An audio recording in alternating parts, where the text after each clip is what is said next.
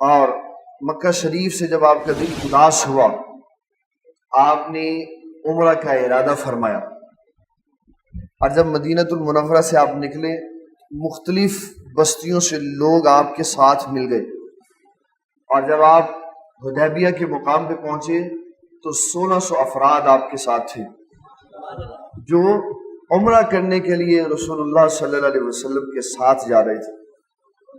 مشرکین مکہ نے روک دیا، آپ عمرہ نہیں کر سکتے۔ نبی اکرم شفیع معظم صلی اللہ علیہ وسلم نے عثمان غنی رضی اللہ تعالیٰ عنہ کو اپنا سفیر بنا کے، اپنا نمائندہ بنا کے مشرکین کے پاس بھیجا، اس لیے کہ عثمان غنی کے مشرکین مکہ پہ احسانات بہت تھے، اس لیے ان کو بھیجا تاکہ ان کی وجہ سے ہمیں عمرہ ادا کرنے کا معاملہ درست ہو جائے ہمارا۔ عثمان غنی رضی اللہ تعالیٰ عنہ جب مکہ المکرمہ میں آئے تو مشرکین مکہ کہنے لگے کہ آپ عمرہ ادا فرما رہے، آپ عمرہ ادا کریں۔ آپ نے فرمایا میرا دل نہیں ہے میرے پاس۔ جملہ سننا ہے عثمان غنی رضی اللہ عنہ کا، آپ نے فرمایا میرا دل میرے پاس نہیں ہے۔ تو کہا بغیر دل کے کیسے زندہ ہو؟ کہا دل کو تم نے حدیبیہ کے مقام پہ روک دیا، دل تو میرا وہاں رہ گیا۔ کہنے لگی کون سا دل؟ فرمایا رسول اللہ صلی اللہ علیہ وسلم ہمارا دل ہے، جب تم نے انہیں ہی یہاں آنے نہیں دیا تو میں نے عمرہ ادا کر کے کیا کرنا؟ یہ صحابہ کی نبی صلی اللہ علیہ وسلم سے محبت کی انتہا تھی کہ کعبے کے اندر کھڑے ہو کے کعبے کا طواف نہیں کیا کہ جب نبی صلی اللہ علیہ وسلم آئیں گے تو میں کعبے کا طواف کروں۔ اتنی محبت، انتہا درجے کی محبت، اور نبی صلی اللہ علیہ وسلم کو اعتماد بھی بڑا ہی کمال تھا۔ صحابہ کہنے لگے حضور صلی اللہ علیہ وسلم عثمان کتنے خوش نصیب ہیں، وہاں کعبے میں ہے، کعبے کا طواف کر رہے ہوئے۔ فرمایا ہمارا عثمان ہمارے بغیر کعبے کا طواف نہیں کر سکتا۔ کتنا اعتماد ہے دونوں طرف۔ وہ کہہ رہے ہیں عثمان غنی ہمارے بغیر کعبے کا طواف نہیں کر سکتے، عثمان غنی کہہ رہے ہیں میں اپنا دل تو حدیبیہ میں چھوڑا ہے، میں اپنا دل تو حدیبیہ میں چھوڑا ہے، میں کیسے طواف کروں؟ بات چیت طے ہوئی، انہوں نے کہا بھی اس سال تو ہم عمرہ نہیں کرنے دیں گے، آپ اگلے سال آؤ۔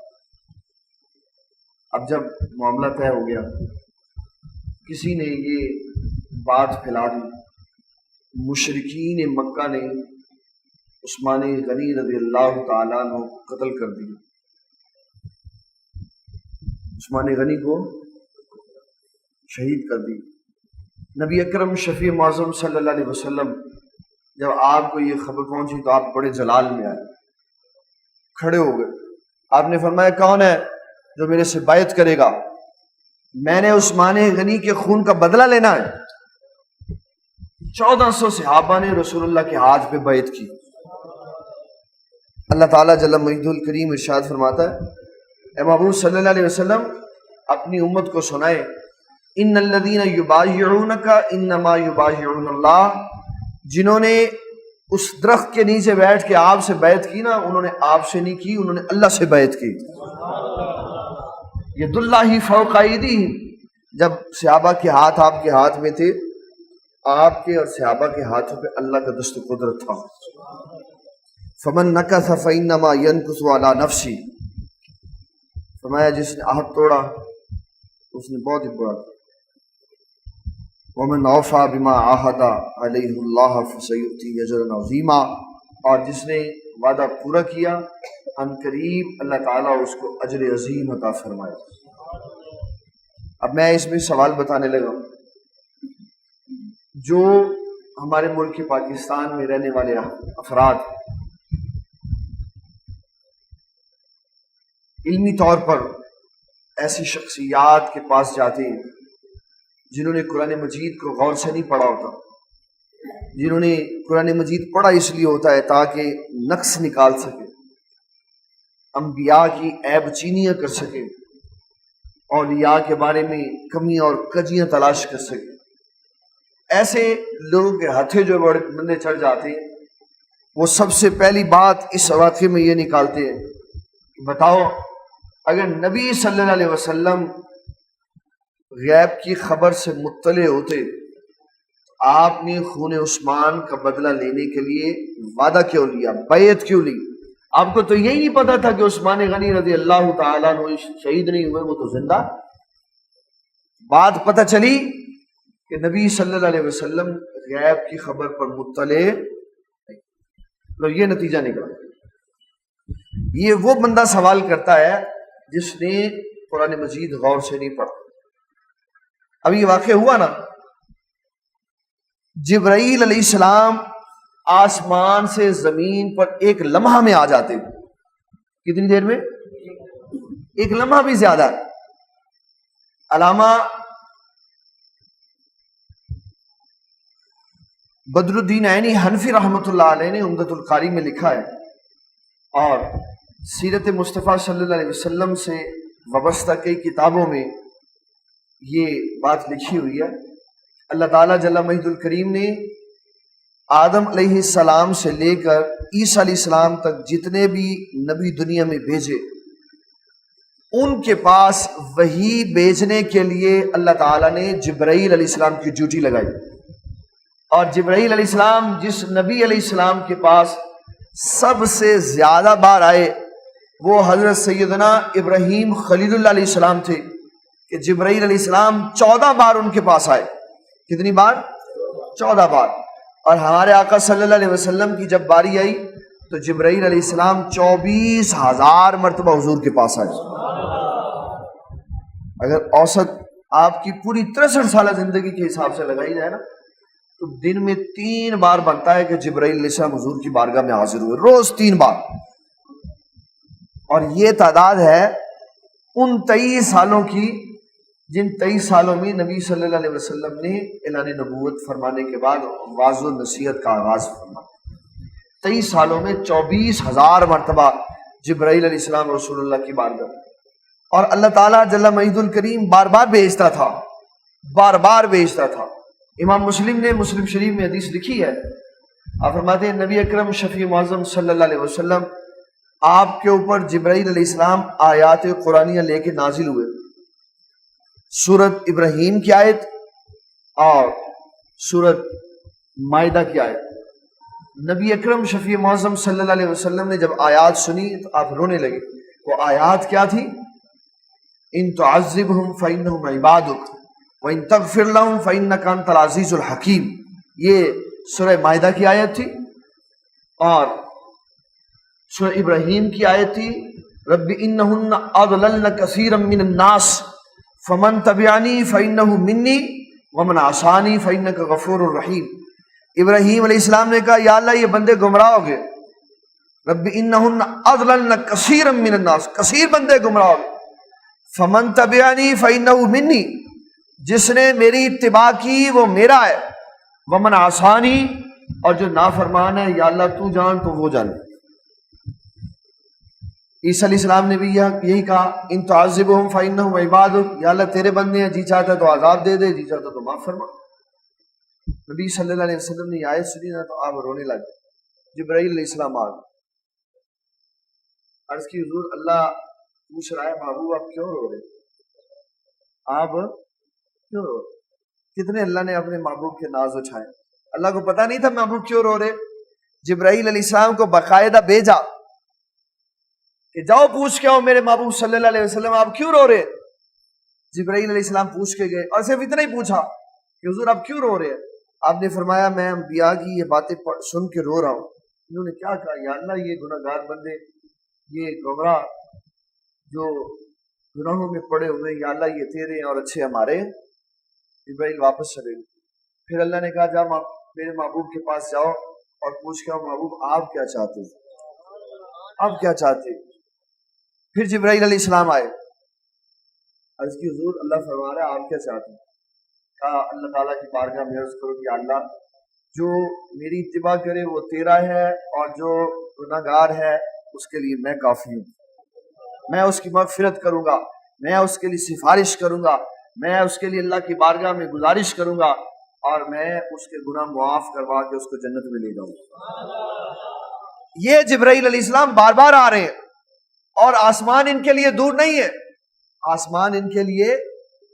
اور نبی صلی اللہ علیہ وسلم حدیبیہ کے مقام پہ کھڑے ہو کے خون عثمان کا بدلہ لینے کے لیے 1600 صحابہ سے بیعت لے رہے ہیں.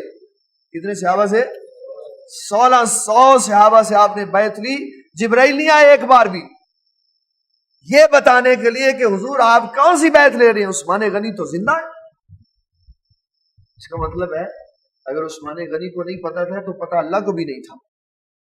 پتا بات بابا جی ادھر چلی جاتی ہے، بات ایمان کی خرابی پہ چلی جاتی ہے. اللہ تعالیٰ نے جو بات کی ہے نا وہ اتنی مضبوط ترین بات ہے.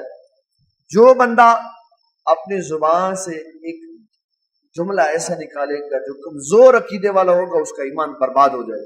اللہ نے کیا فرمایا؟ فرمایا میرے محبوب صلی اللہ علیہ وسلم اپنے غلاموں کو سنا دے، لقد رضی اللہ عن المؤمنین. ان 1600 بندوں نے جنہوں نے عثمان غنی کے خون کا بدلہ لینے کے لیے آپ سے بیعت کی، اللہ سب سے راضی ہے.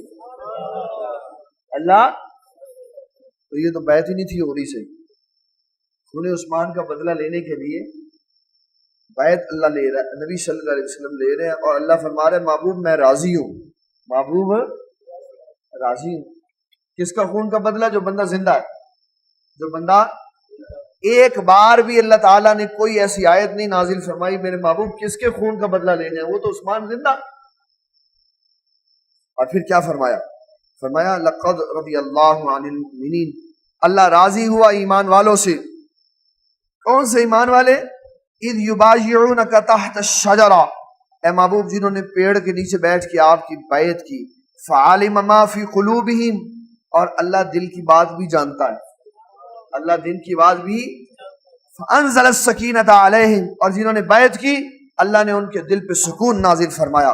واصابہم فتحا قریبا، اور جلد آنے والی خوشخبری بھی سنائی، فتح کی خوشخبری بھی سنائی. اللہ نے نہیں کہا محبوب آپ کون سی بیعت لے رہے. اس کا مطلب ہے کہ بات دور نکل جائے گی. بات اگر نبی صلی اللہ علیہ وسلم کے بارے میں کہیں گے آپ کو معاذ اللہ پتہ نہیں تھا تو اللہ کے بارے میں کیا؟ اللہ کو بھی پتہ. 5-7 بڑے بڑے مسئلوں کو لے کر نبی صلی اللہ علیہ وسلم کی علم غیب کی صفت کے اوپر حملہ کرنا اور بتانا کہ حضور کو یہ علم نہیں تھا، نبی صلی اللہ علیہ وسلم کو یہ علم نہیں تھا، حضور کو یہ علم نہیں تھا. تو بابا پھر علم تھا کس کو؟ علم تھا کس کو؟ نبی صلی اللہ علیہ وسلم کو اللہ تعالیٰ جل مجدہ الکریم نے ایک ایک شے کا علم عطا فرمایا. نبی صلی اللہ علیہ وسلم کو اللہ نے ایک ایک شے کا علم عطا فرمایا. یہ عقیدہ اسلام ہے، یہ قرآن مجید کی ترجمانی ہے. امام بخاری نے بخاری شریف میں لکھا ہے، سورج گرہن کے باب میں یہ لکھی ایک بات، کتاب الصلاۃ میں سورج گرہن کے باب میں لکھی ہے کہ سیدہ حفصہ رضی اللہ تعالیٰ عنہا آپ بی بی عائشہ صدیقہ کے پاس آئی. اس وقت نماز میں ابھی اشارے سے بات کرنا اور سلام کا جواب دینا اس کی ممانعت نہیں تھی. تو سیدہ عائشہ سے پوچھنے لگی بی بی عائشہ صدیقہ آپ اتنی گرمی میں کیا کر رہی ہیں، یہاں پہ کون سی نماز پڑھ رہی؟ آپ امام بخاری فرماتے ہیں ہاتھ کے اشارے سے کہا کہ یہ دیکھو سورج سر پہ کھڑا ہے، ہم سورج گرہن کی نماز پڑھ رہے ہیں. تو سیدہ حفصہ نے بھی نماز شروع کر دی اور اتنی گرمی کی شدت تھی کہ سیدہ حفصہ رضی اللہ تعالیٰ نے پاس پڑے ہوئے پانی کے ڈرم سے پانی نکال کے اپنے سر پہ ڈالا کہ کہیں میں بے ہوش ہو کے نہ گر جاؤں. اتنی شدت کی گرمی تھی. اور نبی صلی اللہ علیہ وسلم نے لمبا قیام فرمایا، لمبا رکوع فرمایا اور لمبا سجدہ فرمایا. اور امام بخاری فرماتے ہیں جب نبی صلی اللہ علیہ وسلم نے سلام پھیرا آپ نے صحابہ کی طرف رخ کر کے فرمایا صحابہ غور سے سنو. جی حضور ارشاد فرمائے، فرمایا اللہ تعالیٰ نے مجھے ہر اس بات کا علم عطا فرمایا جو آج سے پہلے مجھے علم نہیں تھا. ہر بات کا علم عطا فرمایا. امام بخاری کا عقیدہ، یہ کس کا عقیدہ ہے؟ امام بخاری کا. یہ عقیدہ صحابہ کا ہے، یہ عقیدہ نبی صلی اللہ علیہ وسلم کی اہل بیت کا ہے. اللہ تعالیٰ نے نبی صلی اللہ علیہ وسلم کو ہر شے کا علم عطا فرمایا. 5-6 موٹی موٹی باتیں لوگ بتا کے کہتے ہیں یہ دیکھو اگر پتہ ہوتا تو یہ ہو جاتا، اگر پتہ ہوتا تو یہ ہو جاتا. اگر نبی صلی اللہ علیہ وسلم کو پتہ ہوتا کہ سیدہ عائشہ صدیقہ کا ہاتھ اونٹنی کے نیچے پڑا ہوا ہے تو آپ وہاں سے نکالنا لیتے؟ کیوں آپ نے لشکر کو اتنی دیر پڑاؤ کرنے کا حکم دیا؟ کیوں آپ نے تلاش کرنے کا حکم دیا؟ اگر فلاں کام ہوتا تو فلاں نہ ہو جاتا۔ باتیں اگر اپنے مرکز کے اوپر رکھ کر پرکھی جائیں، انسان کے ایمان میں اللہ تعالیٰ ترقی عطا فرماتا۔ نبی صلی اللہ علیہ وسلم غزوہ سے واپسی تشریف لائے تو سیدہ عائشہ صدیقہ کا ہار گم ہو گیا۔ سیدہ عائشہ صدیقہ کا ہار گم ہو گیا۔ سیدہ عائشہ صدیقہ طیبہ طاہرہ رضی اللہ تعالیٰ عنہ نے عرض کی حضور ہار گم ہو گیا۔ آپ نے فرمایا تلاش کرو۔ اتنی بات کیا کہ آپ آرام کرنے لگے، آرام کر رہے، وقت کم ہوتا جا رہا ہے۔ سیدنا ابو بکر صدیق رضی اللہ تعالیٰ عنہ فرمایا بیوی عائشہ حضور چل کیوں نہیں رہے؟ کہا ہار گم ہو گیا۔ حضرت ابو بکر صدیق نے ایسے زور سے ان کی کمر پہ مارا، میں تیری وجہ سے ساری امت پریشان ہو گئی، کیا کیا ہے؟ ہار گم کر دی۔ نبی صلی اللہ علیہ وسلم نے جتنی دیر اللہ نے چاہا آپ نے انتظار فرمایا، پھر آپ اٹھے، میں چلو چلے۔ پھر تو نہیں آپ نے پوچھا ہار ملا کہ نہیں ملا، آپ نے فرمایا چلو اٹھے چلے۔ جب آپ نے سواری اٹھائی تو ہار نیچے سے نکل آیا، سواری کے نیچے سے۔ سوال کر دیا، لو بھائی اگر اللہ کے نبی صلی اللہ علیہ وسلم کو پتا ہوتا نیچے ہار پڑا ہوا تو آپ فرمانا دیتے۔ نبی صلی اللہ علیہ وسلم کا نا فرمانا اس بات کی دلیل بنا دیا کہ حضور کو پتہ نہیں تھا۔ یہ مسلمان کا ایمان اور عقیدہ رہ گیا کہ نبی صلی اللہ علیہ وسلم کی خاموشی کسی حکمت کی وجہ سے تھی، اس کو آپ کی بے علمی کے اوپر اس نے دلیل بنا دی۔ یہ مومن ہے کہ جو اپنے نبی علیہ السلام کے بارے میں یہ سوال کر رہا ہے، ان کو یہ پتا ہوتا تو یہ نہ ہو جاتا، ان کو یہ پتا ہوتا تو یہ نہ ہو جاتا۔ بابا پہلے زمانے میں مشرکین مکہ، جو مشرک تھے، جو یہودی تھے، جو کافر تھے، ان کا ایمان اور عقیدہ یہ تھا کہ اللہ کا نبی ہوتا ہی وہ ہے جو غیب کی خبریں سناتا ہے۔ ان مشرکوں کا یہ عقیدہ تھا۔ وہب بن عمیر اور صفوان بن امیہ، وہب بن عمیر اور صفوان بن امیہ دونوں بدر کے بعد حتیم کے اندر بیٹھے باتیں کر رہے ہیں اور آپس میں ایک دوسرے سے بات چیت کر رہے ہیں۔ عمیر کہہ رہا ہے صفوان سے، صفوان میری زندگی برباد ہو گئی۔ تو صفوان نے کہا کیا ہوا؟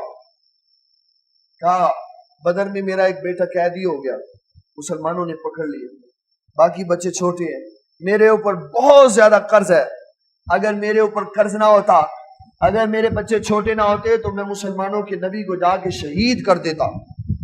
صفوان نے کہا تو کوئی پریشانی نہیں ہے، تم جاؤ، اگر تو وہاں جا کے مارا گیا تیرے بچوں کی کفالت بھی میں کروں گا، تیرا قرضہ بھی میں ادا کروں گا، جا تو یہ کام کر کیا۔ عمیر اس نے اپنی تلوار کو زہر لگایا، نیام میں رکھی اور مدینہ المنورہ کا سفر کیا۔ دور سے صحابہ نے آتے ہوئے دیکھا کہ دشمن اسلام آ رہا ہے۔ عمر بن خطاب نے کہا حضور اسلام کا دشمن آ رہا ہے۔ آپ نے جو لفظ استعمال کی میں وہ نہیں سنا سکتا کہ آپ نے کتنا سخت اسلام کے دشمن کے لیے لفظ استعمال کیا۔ کہا حضور اسلام کا دشمن آ رہا۔ آپ نے فرمایا ہمارے پاس آنے دو۔ جب عمیر نبی صلی اللہ علیہ وسلم کی بارگاہ میں حاضر ہوئے، آپ نے فرمایا عمیر کدھر آئے؟ عمیر عرض کی حضور بیٹا میرا قیدی ہے، میں اس کی خبر گیری کے لیے آیا۔ میں سچ بتاؤ کدھر آئے؟ میں سچ بتاؤ عمیر کدھر آئے؟ 3 بار نبی صلی اللہ علیہ وسلم نے جب پوچھا، 3 بار اس نے جھوٹ بولا۔ آپ نے فرمایا عمیر تم جھوٹ بول رہے ہو، تم اور صفوان حتیم میں کھڑے ہو کر میرے قتل کا پروگرام بنا رہے تھے، تو اپنے بیٹے کی عیادت کے لیے نہیں آیا۔ جب اس نے نبی صلی اللہ علیہ وسلم کا یہ جملہ سنا، کھڑا ہو کے کہنے لگا حضور میں کلمہ پڑھتا ہوں، آپ اللہ کے سچے نبی ہیں۔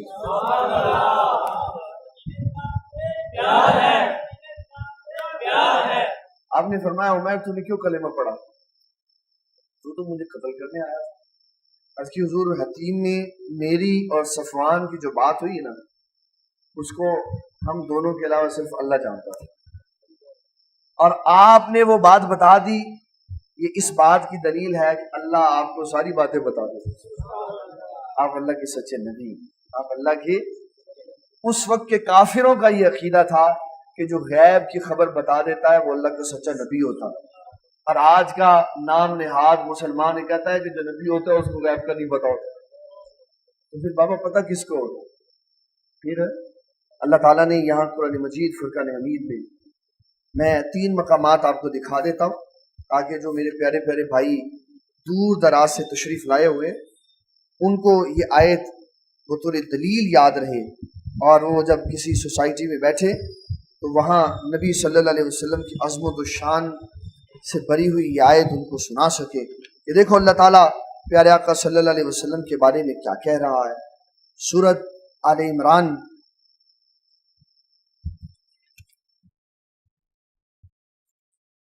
सूरत निसा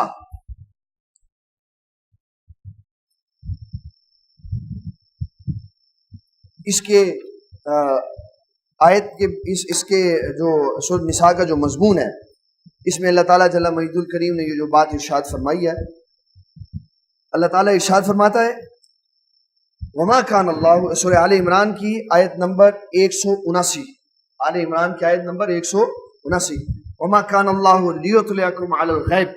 अल्लाह की शान ये नहीं है कि ए आम बंदो तुम्हें अल्लाह गैब पर मुत्तले करे, ए आम बंदो तुम्हें अल्लाह गैब पे मुत्तले करे, ये तुम्हारा अल्लाह की शान नहीं है। वलाकिन अल्लाह यजतबी मिर रुसुलिही मन यशा, अल्लाह अपने रसूलों में से जिसे चाहता है अता फरमाता है। एक सूरह आले इमरान में फरमाया, फिर उसके बाद सूरत जिन में अल्लाह ताला जल्ला मजीदुल करीम ने यही बात इरशाद फरमाई, और ईमान वालों के ईमान को अल्लाह ताला जल्ला मजीदुल करीम ने मजबूत फरमाया, ताकि पता चले कि अल्लाह ताला जल्ला मजीदुल करीम ने अपने अंबिया को क्या शान अता फरमाई।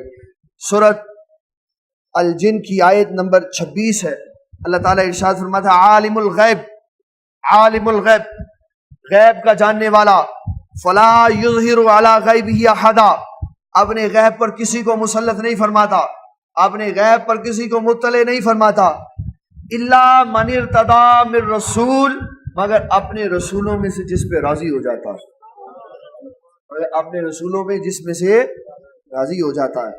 फिर उसके बाद 30वें सिपारे में सूरत तकवीर में अल्लाह ताला जल्ला मजीदुल करीम ने ये बात इरशाद फरमाई, आयत नंबर 24 में वमा हुआ, फरमाया सुनो लोगो, ये जो मेरे महबूब सल्लल्लाहु अलैहि वसल्लम, ये जो नबी है, वमा हुआ अलल गैबी बिदनीन, ये गैब की खबर बताने में बुखल नहीं करते, ये गैब की खबर बताने में। और हमारे बाबा नगीना साहब रहमतुल्लाह अलैह ने इस आयत की तर्जुमानी की, फरमाया गैब उनको खुदा ने दिया है, गैब उनको खुदा ने दिया है, बुखल करते नहीं है मोहम्मद, गैब उनको खुदा ने दिया है, बुखल करते नहीं है मोहम्मद, मोतरिज ये खुदा की अता है, जाती ये गैबदानी नहीं है। फरमाया ये अपना नहीं है, ये अल्लाह ताला की अता है, उसने अता फरमाई, उसने रहमत फरमाई, तो अपने महबूब को गैब की खबर बता दी, अपनी नहीं है। गैब उनको खुदा ने दिया है, बुखल करते नहीं है मोहम्मद, मोतरिज ये खुदा की अता है, जाती ये गैबदानी, जाती इल्म नहीं है, बल्कि अल्लाह ताला की अता है। और उसने कितनी अता फरमाई, देने वाला जाने और लेने वाला जाने, देने वाला जाने, और कोई पैमाना नहीं है दुनिया का, कोई दुनिया में ऐसा पैमाना नहीं बना जो पैमाना ये पैमाइश कर सके कि अल्लाह ताला जल्ला मजीदुल करीम ने अपने महबूब को क्या अता फरमाया। इमाम अहमद रज़ा फाज़िल बरेलवी रहमतुल्लाह अलैह ने एक जुमले में बात खत्म कर दी, फरमाया कि अल्लाह ताला ने कुदरत नहीं दी अपने महबूब को, अपने महबूब को कुदरत नहीं दी, क्योंकि वो ताहतुल असबाब नहीं हो सकती। इसके अलावा अल्लाह ने अपने महबूब को अपनी हर शय अता फरमा दी, महबूब जैसे मर्जी चाहो, और उसका जवाब रसूलुल्लाह सल्लल्लाहु अलैहि वसल्लम ने अता फरमाया। सईदा आयशा सिद्दीका, इमाम बुखारी फरमाते हैं बुखारी शरीफ में, नबी सल्लल्लाहु अलैहि वसल्लम ने फरमाया, ए आयशा अगर मैं चाहूं, अगर मैं चाहूं, हुजूर आप अगर चाहें तो क्या हो, फरमाया अगर मैं चाहूं तो ये पहाड़ मेरे साथ सोने के बन के चले। ये जो जुमला कहा कि हुजूर की चाहत से कुछ नहीं होता, तो फिर किसकी चाहत से होगा? हर कुछ तो हुजूर की चाहत से होता है। नबी सल्लल्लाहु अलैहि वसल्लम जो चाहते हैं अल्लाह वो फरमा देते, जो चाहते हैं अल्लाह फरमा देता। ऐसे ही आप तशरीफ फरमा थे آپ نے امام احمد بن حنبل نے یہ حدیث اپنی مسند میں لکھی ہے. نبی صلی اللہ علیہ وسلم نے واضح فرمایا، آپ نے فرمایا اللہ تعالیٰ جل مجدہ الکریم قیامت والے دن فضل فرمائے گا. حضور کیا فضل فرمائے گا؟ فرمایا ہماری امت کے 70,000 بندے بغیر حساب کے جنت میں جائیں گے. کتنے بندے؟ حضرت عکاشہ کھڑے ہو، کہا حضور میں بھی ان میں. فرمایا تو بھی ان میں. حضور کی چاہت سے کچھ نہیں ہوتا، آپ کی چاہت ہی سے تو سب کچھ ہوتا. آپ جس کو حکم فرما دے، جیسے حکم فرما دے، اللہ اس کے لیے ویسا قانون نافذ کر دے. حضرت سیدنا ابو بکر صدیق رضی اللہ تعالیٰ، امام احمد بن حنبل فرماتے سیدنا ابو بکر صدیق رضی اللہ عنہ نے عرض کی حضور بندے تھوڑے ہیں، بندے تھوڑے ہیں. آپ نے فرمایا ابو بکر پھر کیا چاہتے ہو؟ عرض کی حضور کچھ دعا فرمائیں بندے بڑھ جائیں. یہ تو 70,000 بندے تو تھوڑے سے ہیں، بس 70,000. آپ نے فرمایا کہ کتنے چاہیے؟ حضور کچھ بڑھا دے.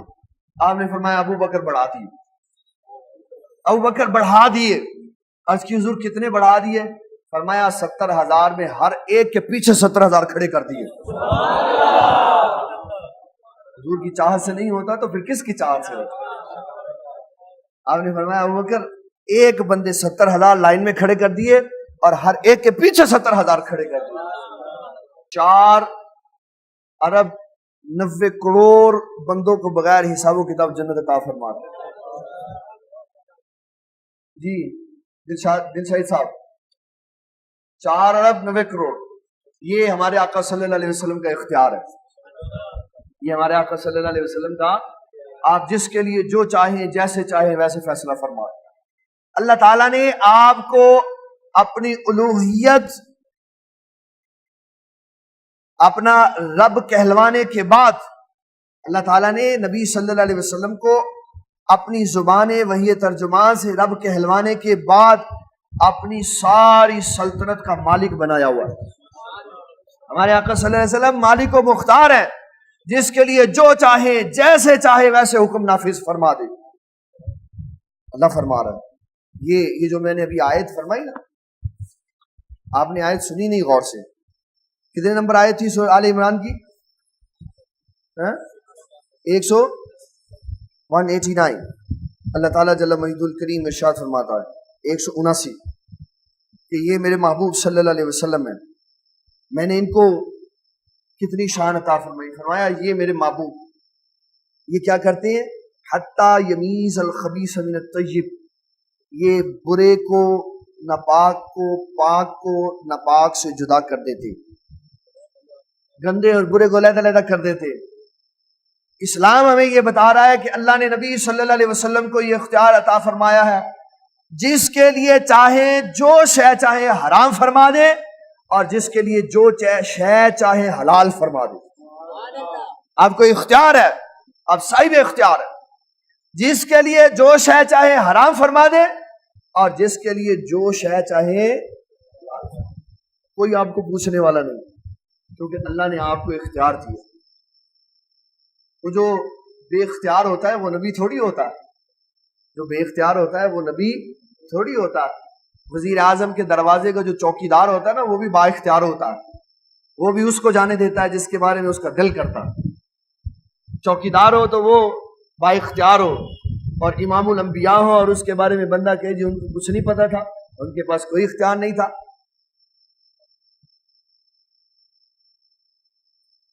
ہمارے بابا نگینہ صاحب رحمۃ اللہ علیہ آپ فرماتی ہیں جنہوں کچھ بھی دینا نہ ہوئے، جنہوں کچھ بھی دینا نہ ہوئے، جدی گل بھی مننی نہ ہوئے، جنہوں کچھ بھی دینا نہ ہوئے، جدی گل بھی مننی نہ ہوئے، بلا پوچھا رب کو لو، بلا پوچھا رب کو لو.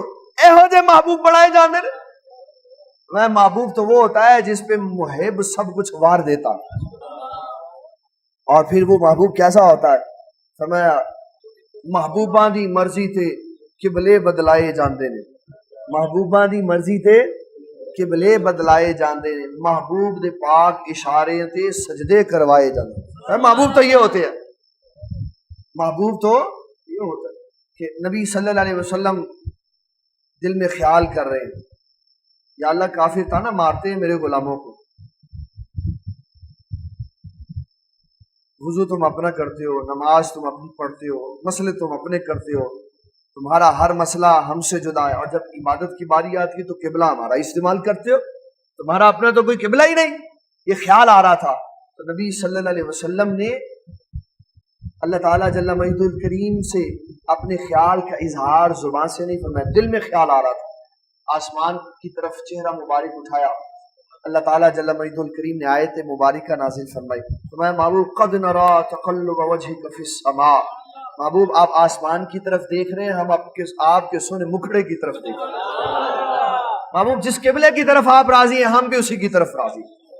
اللہ تعالیٰ جل مجد الکریم نے یہ بتایا، نبی اکرم شفیع معظم صلی اللہ علیہ وسلم نے یہ جو بیعت لی، اس بیعت کا مقصد عثمان غنی رضی اللہ تعالیٰ عنہ کو جب ظلمن شہید کیا جانا، جب آپ کو ظلمن شہید کیا جائے گا تو حضور صلی اللہ علیہ وسلم نے اپنے ظاہرہ زمانہ حیات میں بتایا کہ خون عثمان کا بدلہ لینا ہے، اس لیے نبی صلی اللہ علیہ وسلم نے بیعت فرمائی، اور آپ صلی اللہ علیہ وسلم کو یہ علم تھا کہ سیدنا عثمان غنی رضی اللہ تعالیٰ عنہ حیات ہے، آپ نے بیعت لی حضرت عثمان غنی رضی اللہ تعالیٰ عنہ کے خون کا بدلہ لینے کے لیے۔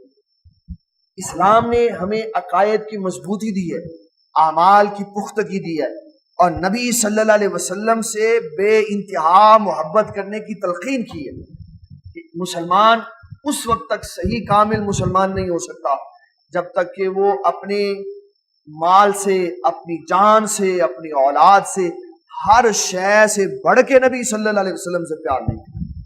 اور جو محبوب ہوتا ہے، محبوب جو ہوتا ہے نا، محبوب، یہ حدیث شریف ہے، حبو کا شے کی جو محبت ہوتی ہے نا، شے کے بارے میں انسان اندھا اور بہرا کر دیتی ہے نا، عیب نظر آتا ہے، اور ہمارے آقا صلی اللہ علیہ وسلم میں تو اس طرح کی شے کوئی نہیں تھی۔ حضرت حسان رضی اللہ عنہ نے خود ہی کہہ دیا، محبوب صلی اللہ علیہ وسلم اللہ تعالیٰ نے آپ کو ہر عیب سے پاک پیدا فرمایا۔ اللہ تعالیٰ ہمیں دین اسلام کا فہم عطا فرمائے، وما علینا الا البلاغ۔